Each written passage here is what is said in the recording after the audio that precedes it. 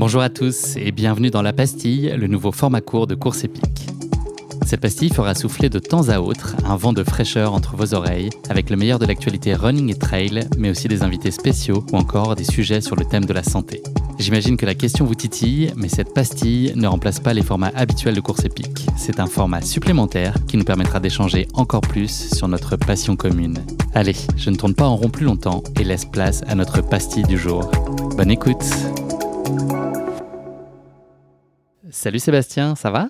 Oh bah oui, là, ça va très très bien. Les lendemains de courses comme ça, aventure et en plus victorieuse, c'est toujours tu es un peu dans les nuages, quoi. Donc ça va bien, ouais. On récupère toujours mieux. C'est clair. Ça tire pas trop sur les guibolles, ça va? Eh ben non, curieusement, non, je m'étonne moi-même. J'ai pourtant beaucoup enchaîné ces derniers temps, mais mon corps est de plus en plus habitué. Voilà, donc c'est cool. Où vas-tu t'arrêter? La question demeure. Ouais.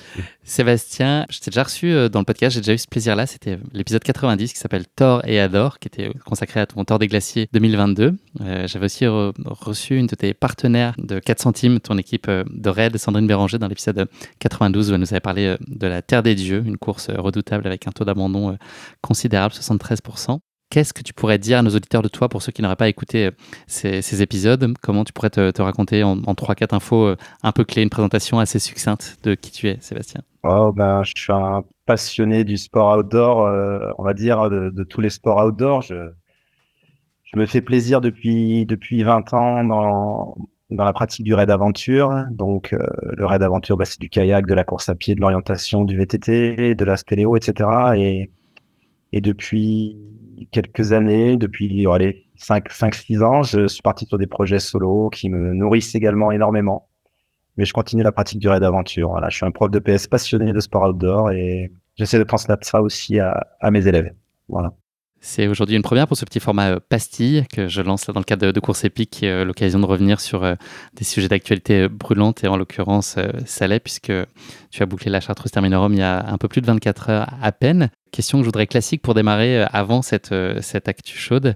Je voudrais que tu nous parles de ton avant-dernière actu, en tout cas celle que j'ai identifiée comme particulièrement majeure, qui était en Croatie au mois de mai. Est-ce que tu peux me raconter cette aventure en quelques mots là aussi, ce que tu as connu donc, sur ton avant-dernière actualité chaude? Oui, bah, avec l'équipe, on est parti en Croatie sur la Coupe du Monde de raid aventure et on a pris des seaux d'eau sur la tête, littéralement. On a pris très gros saut. Tout était inondé de partout. On a pris 30 heures non-stop, dont 2 nuits entières sous la pluie. Ça a été une grande aventure humaine avec mes camarades, avec Quentin, Gino et Sandrine. Et on a fait preuve de résilience. L'équipe a eu des difficultés physiques. On a eu froid, on n'a pas pu dormir parce qu'on n'avait pas nos affaires. Bref, ça a été épique. Et on a franchi la ligne d'arrivée en 4e position et je suis presque aussi fier de cette place que certaines victoires parfois. On parle de combien de temps là sur la durée de l'épreuve? On est parti 80 heures. Et vous êtes rentré tout trempé. Voilà. Mais heureux. Oui, de toute façon, dans toutes ces grandes courses, l'idée c'est d'abord de franchir la ligne d'arrivée. Toujours franchir la ligne d'arrivée.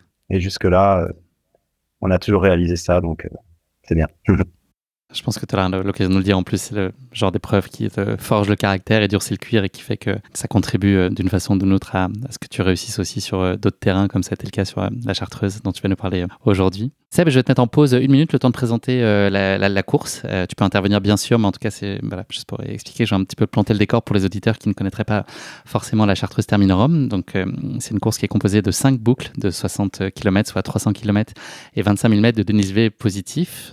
Jamais dans la brève histoire de l'épreuve, qui a été fondée en 2017 et dont c'était la 5e édition, donc tout récemment, un coureur n'avait réussi à terminer la 5e boucle tracée dans le massif de la Chartreuse en Isère. Le précédent record était d'un peu plus de 4 boucles. La Chartreuse Terminorum, qui a été créée en 2017 par Benoît Laval, le fondateur de la marque Red Light, qui est implantée dans la région, est directement inspirée d'une autre course mythique, la Barclay, organisée depuis 86 dans le Tennessee aux États-Unis. Petite sœur assumée de l'épreuve, qui a été fondée en 86 par le taquin Lazarus Lake, cette Chartreuse Terminorum est la seule course au monde adoubée par l'organisation de la Barclay. Elle en emprunte d'ailleurs plusieurs principes et une partie du folklore. Cette course, je l'ai dit, elle est composée de 5 boucles que les coureurs doivent parcourir dans un temps imparti maximal de 80 heures avec une simple carte sans aucun balisage ni utilisation d'un GPS GPS. Les participants doivent prouver avoir suivi le parcours en arrachant dans des livres placés à des points stratégiques la page qui correspond à leur numéro de dossard. Le départ est prévu entre minuit et midi le vendredi et donné à une heure aléatoire après que les coureurs aient été réveillés par un coup de clairon.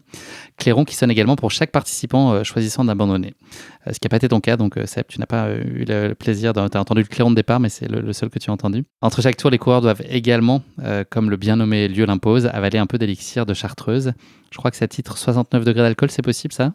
Ah, c'est possible, puisqu'à l'arrivée, j'en ai bu 100 doseurs et ça m'a arraché la gorge. C'est légal ça, 69 degrés ? Donc, c'est rien, mais je confirme, c'était puissant en bouche.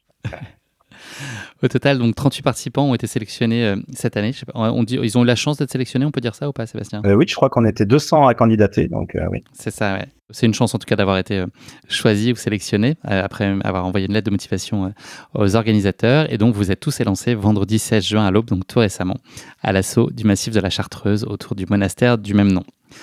Sébastien, ce projet, depuis quand tu l'as en tête ? Écoute, c'est une course que je suis depuis le départ, qui m'intéresse.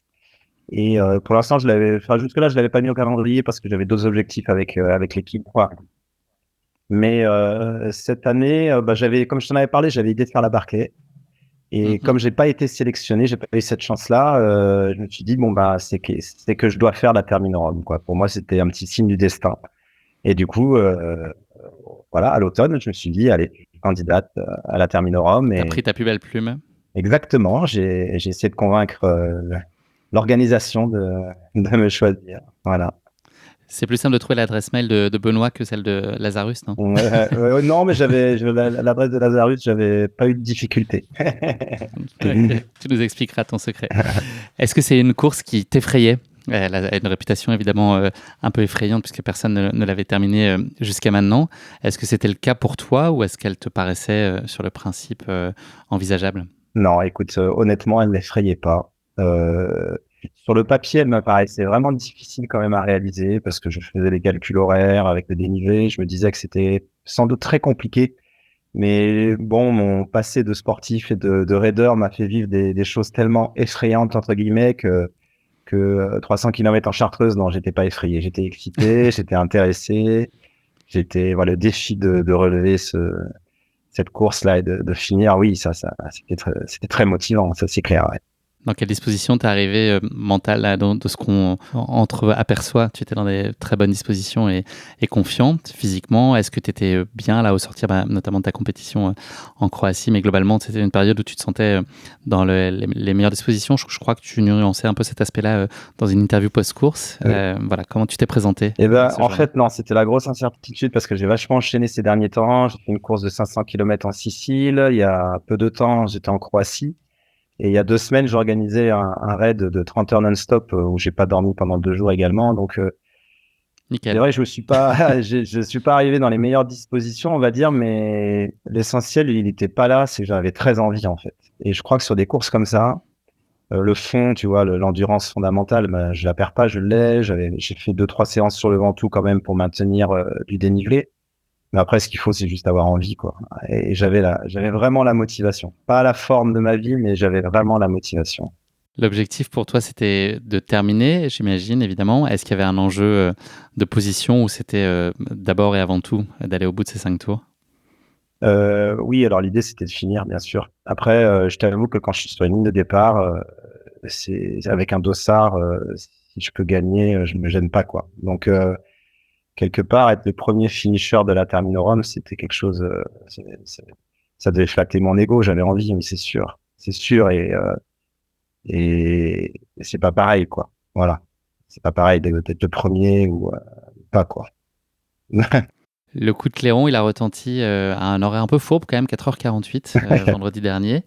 Est-ce que tu peux nous parler de ton début de course ? Je pense qu'on peut parler de 3 premières boucles en tout cas qui ont été parfaitement maîtrisé. Comment tu t'es senti soit sur ce parcours ? Est-ce que tu avais eu l'occasion de le reconnaître un petit peu ? Est-ce que c'était une vraie découverte ? Est-ce que tu peux nous partager ton rapport d'étonnement sur la première boucle et celles qui s'en sont suivies ? Est-ce qu'on peut faire une espèce de paquet avec ces 3 premières boucles qui sont passées de façon assez comparable ? Ou Ouais. N'hésite pas à relever des faits notables sur ces déjà, avant le départ, quand tu arrives, il faut recopier la carte et ça prend du temps. Il te donne un roadbook avec tous les détails du placement des livres. C'est hyper précis. et tu dois recopier ta carte IGN. Et ça prend facilement entre 1 heure et 2 heures.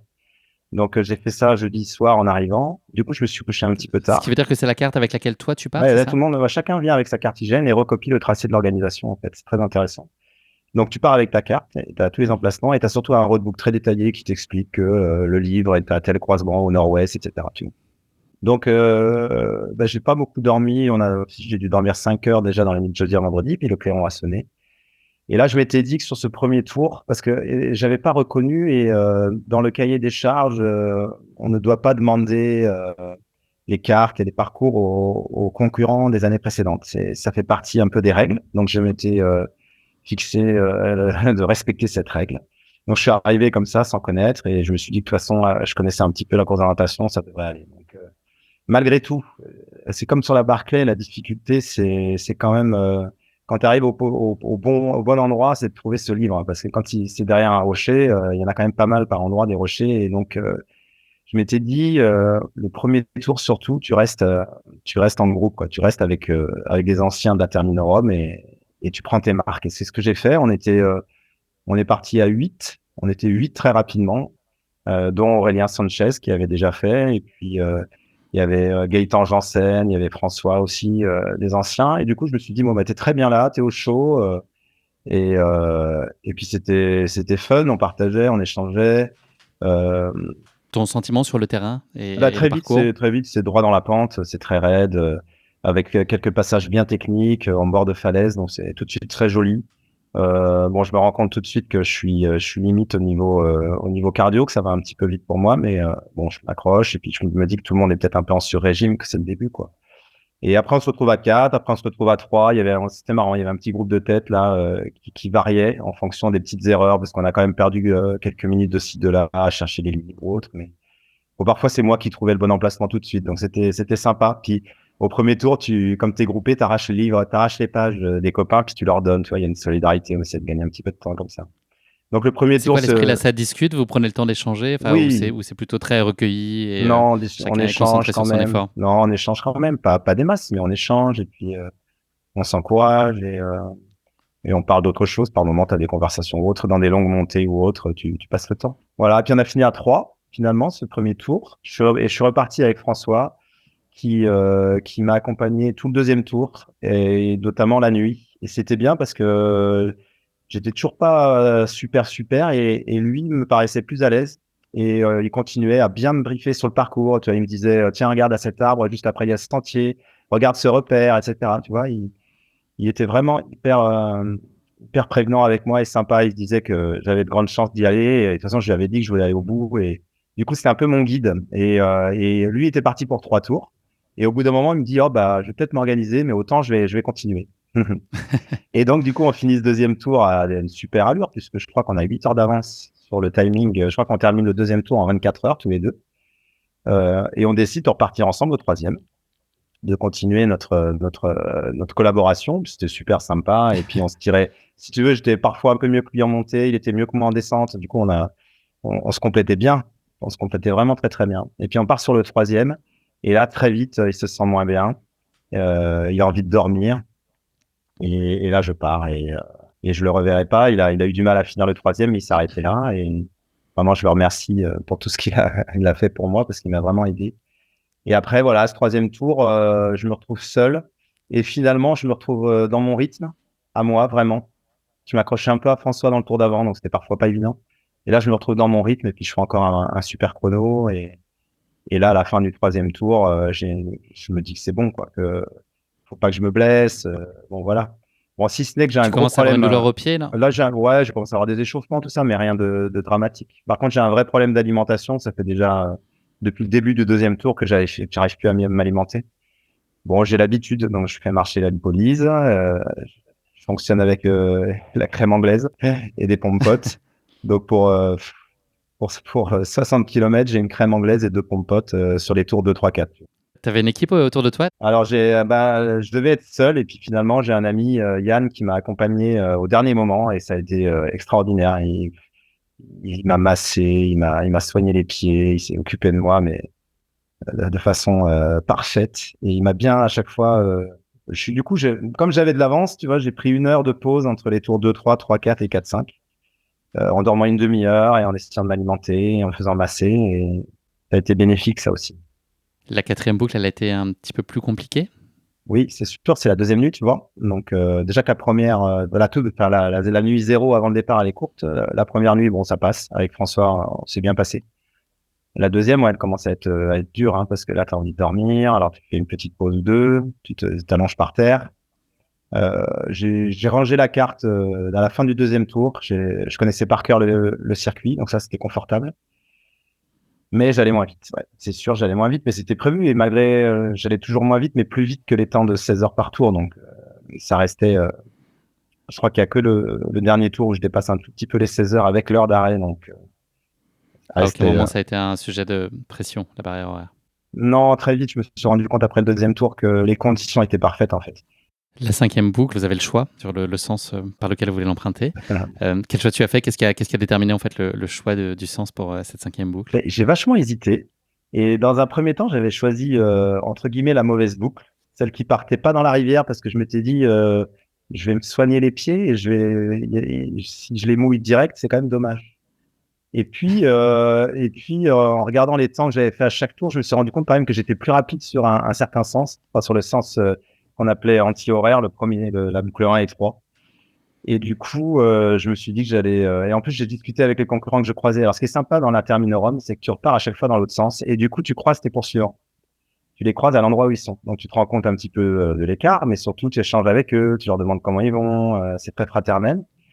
Et donc, en discutant avec eux, ils me disaient j'espère que tu vas pas choisir ce sens-là. Donc, je voyais bien qu'eux avaient compris qu'il y avait un sens meilleur que l'autre. Du coup, au dernier moment, j'ai choisi le bon sens, en fait. Et, euh, et ben, en même temps, ça me mettait une variété parce que je venais de faire la boucle 4 dans un sens, c'était bien que je change. Ben, ça, la difficulté de la Terminorum, c'est ça, c'est que tu pars 5 fois sur le même parcours. Donc, si tu veux, c'est pas évident mentalement. Tu connais les difficultés, tu sais où ça va piquer, tu sais où ça va être ultra technique et que tu n'avanceras pas, etc. Donc, ça, c'est une gestion mentale qui est intéressante.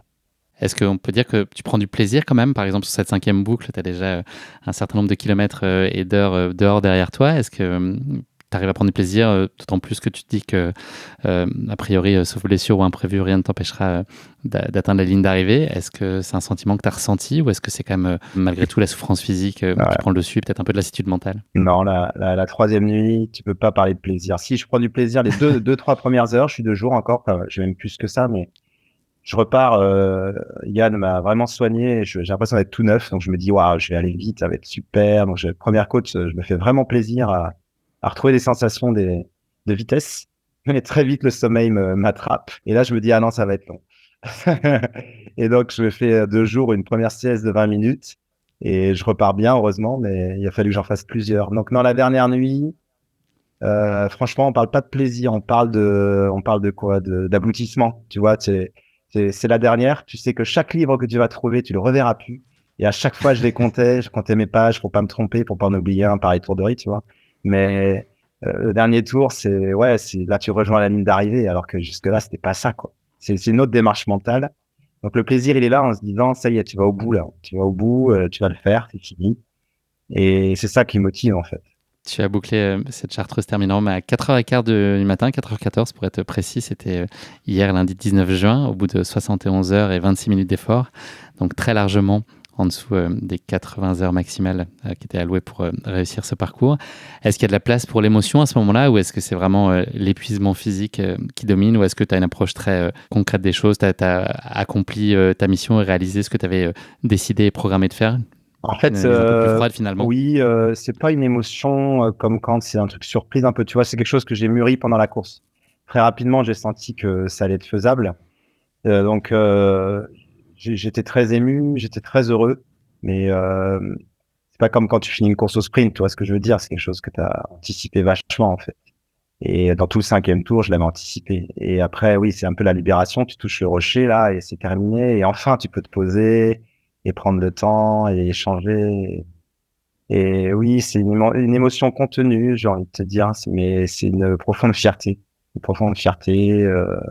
qui te traverse, quoi. Te dire, ah bah, tu savais que tu pouvais le faire, tu l'as fait. encore quelque chose qui va renforcer ma connaissance, la connaissance de moi et mon mental, tu vois. C'est chouette, quoi. Voilà. On te voit très lucide sur les vidéos d'interview post-arrivée. Est-ce que toi, tu le ressens comme ça ou est-ce que tu as quand même l'impression d'être épuisé et harassé? Oh, lucide, je sais pas. La tête froide, en tout cas, sur l'analyse de la course. Oui, après, c'est peut-être pas une analyse que je referai maintenant parce que il y a peut-être des mots qui peuvent être mal compris, tu vois. Des fois, c'est pas forcément bien de parler à chaud comme ça parce que toi, tu penses à un truc, mais d'autres peuvent interpréter autre chose, tu vois. Cette course, c'est vrai que j'ai été très vite, mais c'est parce que j'ai bénéficié de super conditions. Et pour autant, elle reste extrêmement difficile, tu vois. C'est quand même pas tous les jours qu'on peut faire ça, quoi. Et loin de là. Donc, euh, je sais pas quoi dire. Cette course, elle est unique. Quand je vois les retours médias que j'ai depuis 24 heures, c'est assez fou, quoi. On Donc te voit partout, je te confirme. la Terminorum, tu vois, en 5 ans seulement, elle a réussi à créer un mythe, en fait, tu vois, pour que France Inter, Le Monde, Figaro, etc., que tous les grands médias nationaux fassent un bel article sur la Terminorum. C'est que les organisateurs, tu vois, en 5 ans, ils ont réussi un truc assez dingue, quoi, tu vois. Il y avait des critiques, hein, attention, hein, ah ouais, votre course, elle est impossible, etc. Et du coup, là, maintenant, on dit plus ça. On dit que c'est une course extrême, qu'elle a été réalisée. Bon, la Barclay a été réalisée plusieurs fois, donc c'est très bien qu'il y ait des finishers. Donc, je trouve il y a pas beaucoup de trails qui peuvent se targuer d'avoir une telle couverture média après leur course. Là, tu te rends compte depuis ce qui se passe depuis 24 heures, c'est assez. Incroyable, un déferlement, ouais. Donc, je trouve que c'est mérité pour les organisateurs. Moi, personnellement, ça me touche beaucoup, c'est sûr. C'est bien qu'on ait, en plus, moi, ça fait un petit éclairage aussi sur le Raid Aventure. Je trouve que c'est toujours pas très médiatisé. Donc, quand on parle de moi, on parle aussi un peu de Raid Aventure et ça, mes copains de Raid sont toujours contents de ça. Et, euh, et voilà. Donc, cette course, elle va évoluer forcément, du coup, parce que comme on a eu des super conditions cette année, qu'on est 5 à avoir fini, je pense que les organisateurs vont vouloir, euh, la rendre encore peut-être un peu plus difficile, puisqu'ils savaient pas eux-mêmes si, ils n'étaient pas persuadés que cette année il y aurait des finishers non plus, hein. Donc, c'est bien, ça a étalonné. Disons qu'on a étalonné cette année le parcours par des conditions parfaites. Voilà.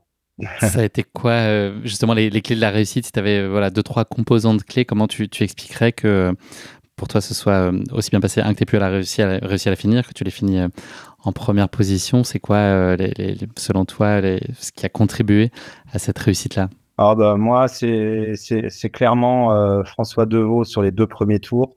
Je le remercie vraiment. Oui, c'est les coureurs qui m'ont accompagné sur les 2 premiers tours. C'est Yannick, mon assistant, qui m'a bichonné. Et puis, après, les clés de la réussite, c'est mon passé des 15 dernières années, tout simplement. Je crois que ça fait quelque part 15 ans que je la prépare, cette course, tu vois. Je fais des efforts de 3 à 7 jours depuis 15 ans. C'est quelque chose qui est ancré en moi, donc Donc c'est voilà. à la fois physique, à la fois ta résilience, à la fois ta capacité à lire le terrain, c'est ça? Oui, bah, alors il faut être quand même orienteur, c'est sûr. Ou alors être, oui, parce que ranger la carte au bout de 2 tours et connaître 60 kilomètres par cœur, c'est parce que j'ai l'habitude, je pense aussi.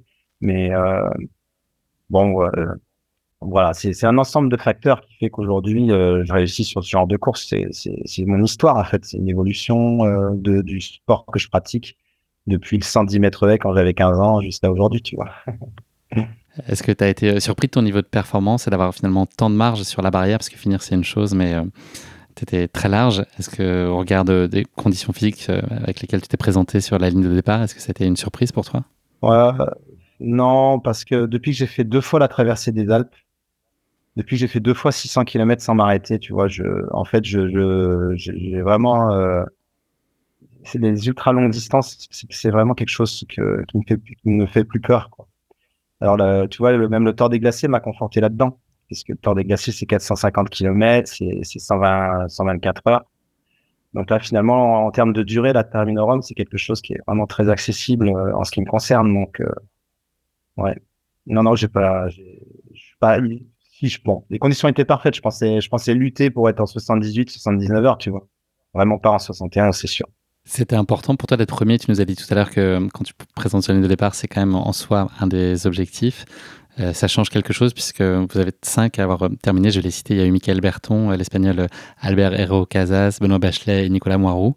Pour toi, la première place, elle donne encore plus de saveur à cette réussite? Ouais, tu vois, c'est important pour mes proches. Ma maman, elle est super fière. Tu vois, ma maman, là actuellement, elle lutte contre un cancer. Elle m'a donné un mental. Elle a un mental que je sais d'où vient mon mental, quoi. Tu vois, chaque jour, elle est super forte. Et pour ma maman, je trouve que c'est beau qu'elle voit son fils mis en lumière comme ça. Pour mes sœurs, tous mes proches, ça les touche beaucoup. Ils me suivent et oui, c'est pas pareil. Je vois bien que les 4 autres finishers sont moins médiatisés. Je m'en excuse, hein, et pourtant ils méritent tout autant.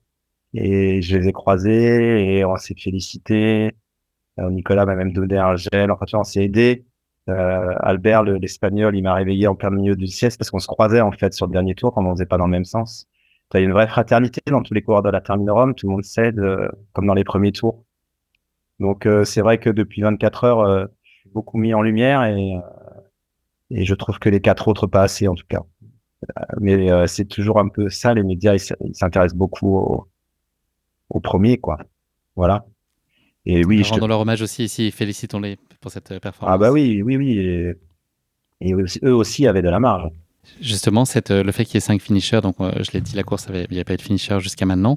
Il y a des critères exogènes, on va dire, qui sont liés à des conditions favorables telles que tu as décrites. Est-ce que dans les critères plus intrinsèques, est-ce que tu penses que globalement les athlètes sont mieux préparés? Est-ce qu'il y a quand même une courbe d'expérience par la force des choses avec des informations qui circulent sur la course en elle-même? Enfin, qu'est-ce qui pourrait expliquer que cette année, il y ait eu ce nombre de finishers assez étonnant sur lequel personne n'aurait misé, je pense, il y a une semaine? Dans les 4 qui ont fini derrière moi, il y a 3 anciens de la Termine-Rome qui se sont vraiment préparés, pour qui c'était le grand objectif. Et ils avaient fait 3 boucles et ils étaient vraiment dans l'idée d'en faire 5 cette année, tu vois. Donc ils se sont extrêmement bien préparés, ils avaient une connaissance du terrain énorme. Albert, l'Espagnol, lui, est un vétéran de la Barclay, donc il connaît aussi parfaitement. Donc c'est pas des inconnus, hein, attention, c'est des super athlètes qui se sont vraiment préparés pour être là ce week-end, quoi. Je voudrais juste faire un petit clin d'œil à 2 autres personnes sur cette course. Donc, Alice Jurami, qui a été la dernière femme en course, qui a terminé 2 boucles, soit 120 km. C'était une première, en tout cas, c'est la première femme à y parvenir. Et juste préciser que 12 coureurs sur les 38 partants ont terminé 3 boucles. Je voulais aussi faire un petit clin d'œil à Aurélien Sanchez, que j'ai reçu récemment, qui nous avait parlé de sa Barclay, qui lui a dû s'arrêter voilà, au milieu de la 4e boucle. Donc, voilà, je lui dédie aussi. Enfin, je lui adresse en tout cas un affectueux clin d'œil. Voilà, j'espère qu'il n'est pas trop déçu par cet arrêt en cours de route. Mais on a bien échangé avec Aurélien et c'est vraiment une très très belle personne, hyper humble et il a lutté sur cette course parce qu'il avait pas des bonnes sensations et malgré tout, tu vois, il a entamé le 4e tour et quand je l'ai croisé à la fin dans le 3e, il me disait qu'il avait des mauvaises sensations mais qu'il voulait quand même y aller, quoi, continuer.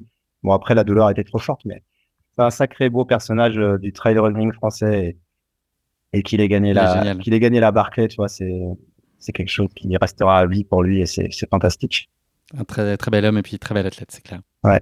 Est-ce que tu as ramené une petite bouteille de liqueur, un peu de chartreuse à la maison ou pas? Alors, Ou tu as voulu te tenir j'ai eu loin un cadeau, j'ai eu de la chance, tu vois, j'ai eu une bouteille de rhum, hein, et je vais terminer au rhum, du coup, cette course. Du rhum de 18 ans d'âge, je crois, une sacrée bouteille. Tu en as parlé, Sébastien, et on va se quitter là-dessus. Et tu l'avais évoqué déjà lors de notre échange, la suite logique des choses qu'on entrevoit et qu'on te souhaite, c'est la Barclay. C'est toujours ton projet enfin un de tes projets en tout cas les plus chers. Et est-ce que c'est quelque chose qu'on peut te souhaiter là dès la prochaine édition? Est-ce que tu penses que le fait d'avoir terminé cette chartreuse, est-ce que ça plaide aussi en la faveur de ton dossier? Bah, écoute, j'espère,